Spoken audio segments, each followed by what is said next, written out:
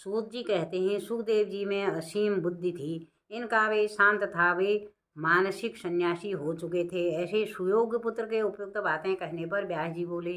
व्यास जी ने कहा, पुत्र तुम बड़े भाग्यशाली हो। मैंने देवी भागवत की रचना की है, इसका अध्ययन करो। वेद तुल्य इस पावन पुराण की संक्षिप्त रूप से रचना हुई है। 5 लक्षणों से सुसंपन्न इस पुराण में 12 स्कंद हैं। मेरी समझ से यह पुराण संपूर्ण पुराणों का भूषण है, अर्थात सबसे प्रधानता इसी की है।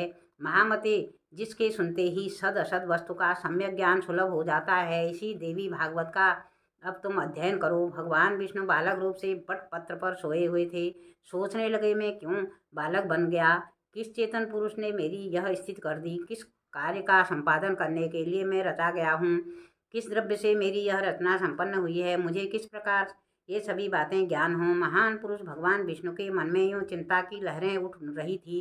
इतने में भगवती योग माया ने सारी शंकाएं शांत कर देने के लिए आधे श्लोक में संपूर्ण पुरुषार्थ को सिद्ध करने वाला यह वचन कहा, यह सारा जगत मैं ही हूँ, मेरे सिवा दूसरी कोई अविनाशी वस्तु है ही नहीं। सर्व खल्विदमेवाहम नान्यदस्ति सनातनो। पहले तो भगवान विष्णु ने भगवती के इस वचन को मन में ही सम्यक प्रकार से समझा। तत्पश्चात वे सोचने लगे, किसके मुख से यह सत्यवाणी निकली है?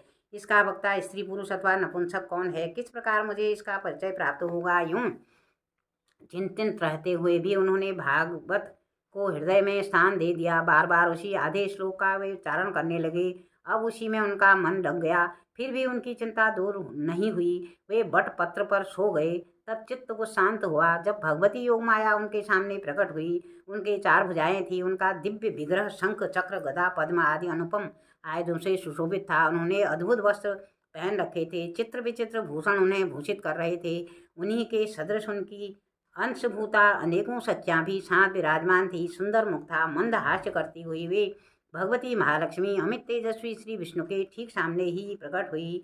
सूत जी कहते हैं, इस समय सर्वज्ञ जल ही जल था।